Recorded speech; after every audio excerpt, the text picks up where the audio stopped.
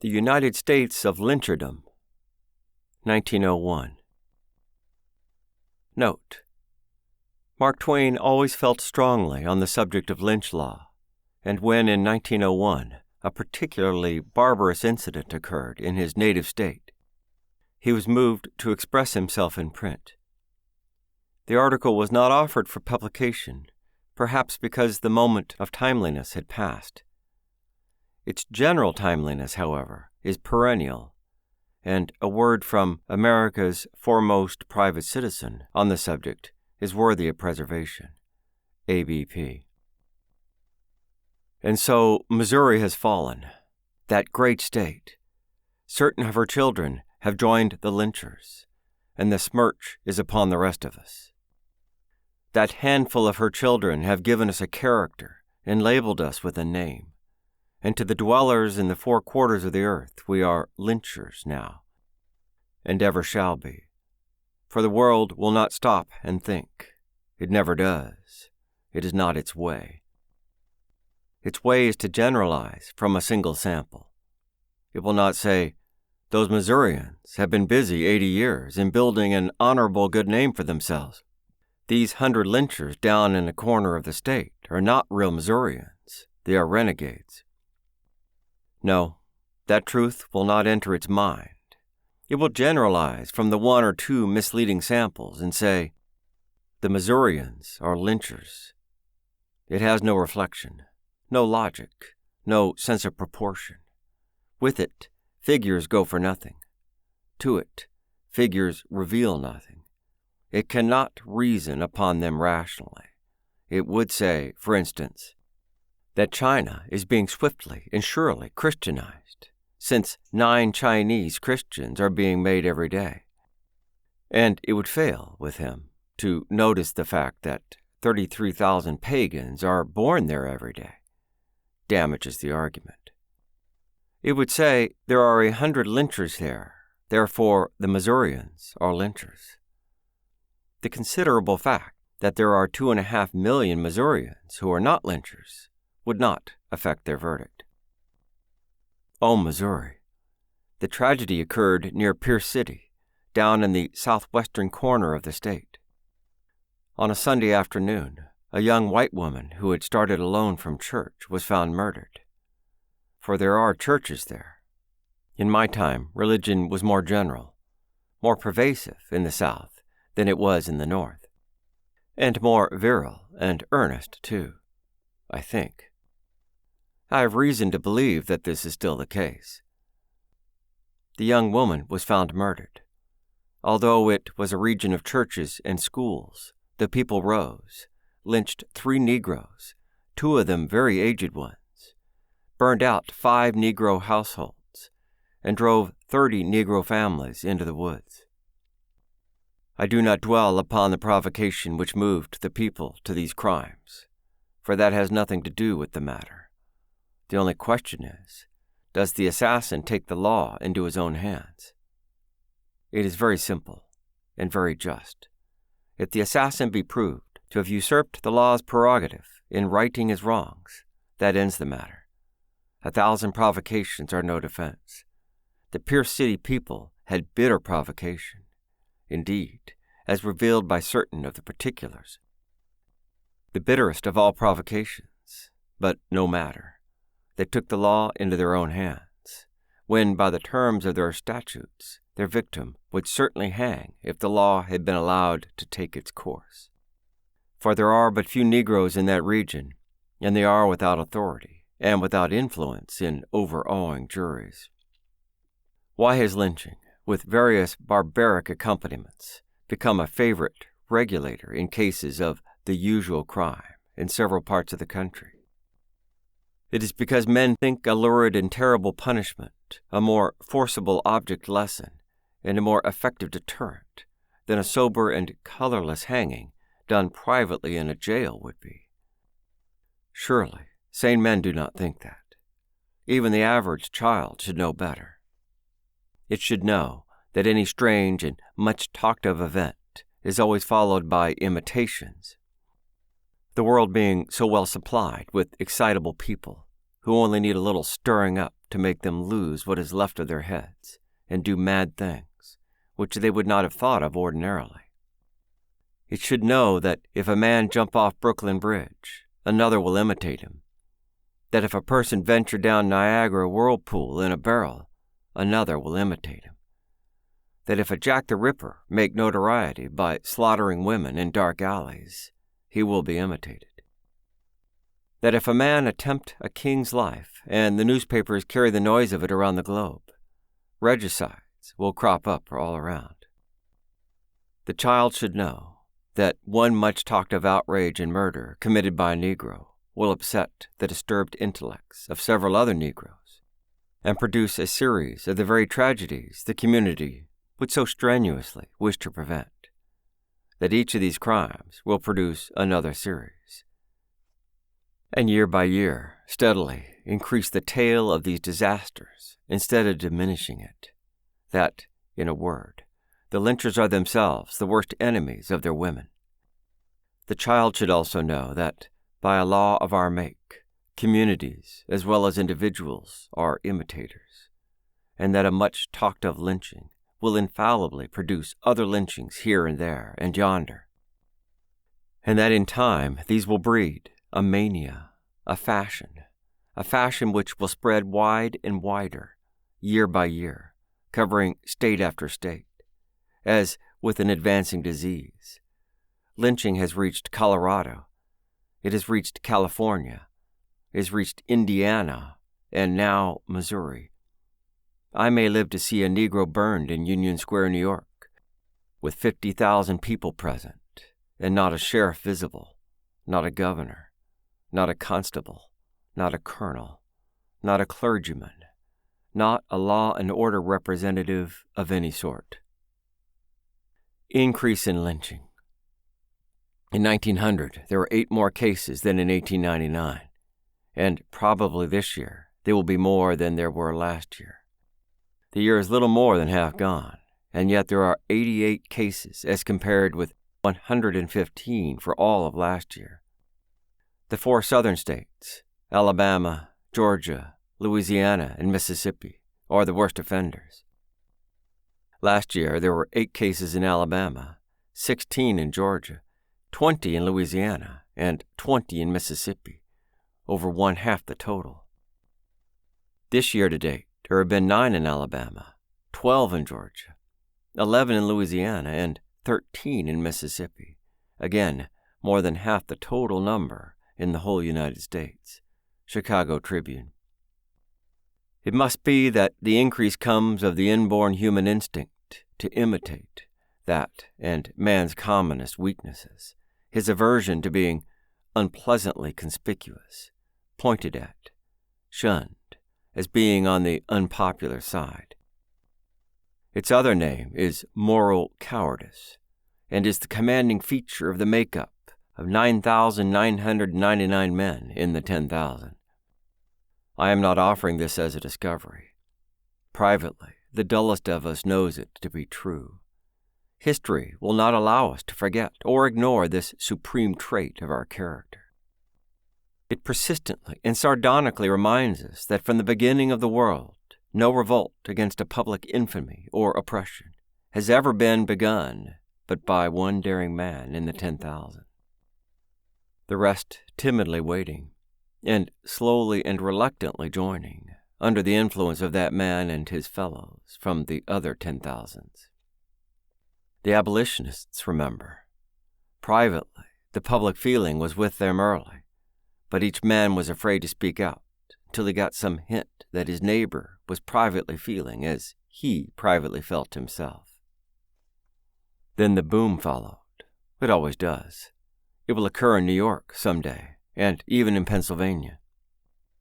It has been supposed and said that the people at a lynching enjoy the spectacle and are glad of a chance to see it. It cannot be true. All experience is against it. The people in the South are made like the people in the North, the vast majority of whom are right-hearted and compassionate, and would be cruelly pained by such a spectacle, and would attend it, and let on to be pleased with it, if the public approval seemed to require it. We are made like that, and we cannot help it. The other animals are not so, but we cannot help that either. They lack the moral sense. We have no way of trading ours off for a nickel or some other thing above its value. The moral sense teaches us what is right and how to avoid it when unpopular. It is thought, as I have said, that a lynching crowd enjoys a lynching. It certainly is not true. It is impossible of belief. It is freely asserted, you have seen it in print many times of late, that the lynching impulse has been misinterpreted, that it is not the outcome of a spirit of revenge, but of a mere atrocious hunger to look upon human suffering. If that were so, the crowds that saw the Windsor Hotel burn down would have enjoyed the horrors that fell under their eyes. Did they? No one will think that of them. No one will make that charge. Many risked their lives to save the men and women who were in peril. Why did they do that? Because none would disapprove. There was no restraint. They could follow their natural impulse. Why does a crowd of the same kind of people in Texas, Colorado, Indiana stand by, smitten to the heart and miserable, and by ostentatious outward signs pretend to enjoy a lynching? Why does it lift no hand or voice in protest? Only because it would be unpopular to do it, I think.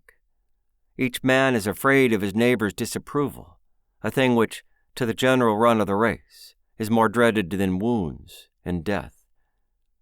When there is to be a lynching, the people hitch up and come miles to see it, bringing their wives and children. Really to see it? No, they come only because they are afraid to stay at home, lest it be noticed and offensively commented upon. We may believe this, for we all know how we feel about such spectacles also, how we would act under the like pressure. We are not any better nor any braver than anybody else, and we must not try to creep out of it. A Savonarola can quell and scatter a mob of lynchers with the mere glance of his eye. So can a Merrill or a Belote. For no mob has any sand in the presence of a man known to be splendidly brave. Besides, a lynching mob would like to be scattered, for of a certainty there are never 10 men in it who would not prefer to be somewhere else, and would be, if they had but the courage to go. When I was a boy, I saw a brave gentleman deride and insult a mob and drive it away. And afterward, in Nevada, I saw a noted desperado make 200 men sit still, with the house burning under them, until he gave them permission to retire. A plucky man can rob a whole passenger train by himself, and the half of a brave man can hold up a stagecoach and strip its occupants. Then perhaps the remedy for lynchings comes to this: station a brave man in each affected community. 1. Sheriff of Carroll County, Georgia. 2. Sheriff, Princeton, Indiana. By that formidable power which lies in an established reputation for cold pluck, they faced lynching mobs and securely held the field against them. To encourage support and bring the light, the deep disapproval of lynchings hidden in the secret places of its heart, for it is there, beyond question. Then those communities will find something better to imitate, of course. Being human, they must imitate something. Where shall these brave men be found? That is indeed a difficulty. There are not 300 of them in the earth. If merely physically brave men would do, then it were easy. They could be furnished by the cargo. When Hobson called for 7 volunteers to go with him to what promised to be certain death, 4,000 men responded, the whole fleet, in fact, because all the world would approve. They knew that. But if Hobson's project had been charged with the scoffs and jeers of the friends and associates, whose good opinion and approval the sailors valued, he could not have gotten his 7. No, upon reflection, the scheme will not work. There are not enough morally brave men in stock. We are out of moral courage material. We are in a condition of profound poverty. We have those 2 sheriffs down south who, but never mind, it is not enough to go around. They have to stay and take care of their own communities. But if we only could have 3 or 4 more sheriffs of that great breed, would it help? I think so. For we are all imitators. Other brave sheriffs would follow. To be a dauntless sheriff would come to be recognized as the correct and only thing, and the dreaded disapproval would fall to the share of the other kind. Courage in this office would become custom, the absence of it a dishonor. Just as courage presently replaces the timidity of the new soldier, then the mobs and the lynchings would disappear. And, however, it can never be done without some starters. And where are we to get the starters? Advertise? Very well then, let us advertise.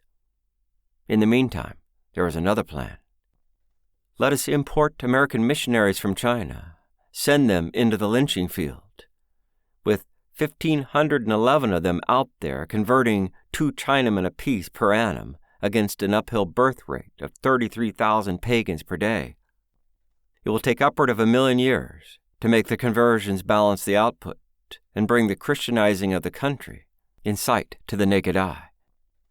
Therefore, if we can offer our missionaries as rich a field at home at lighter expense, and quite satisfactory in the matter of danger, why shouldn't they find it fair and right to come back and give us a trial?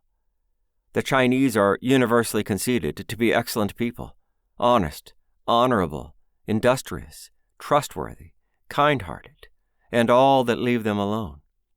They are plenty good enough just as they are. And besides, almost every convert runs a risk of catching our civilization. We ought to be right. We ought to be careful.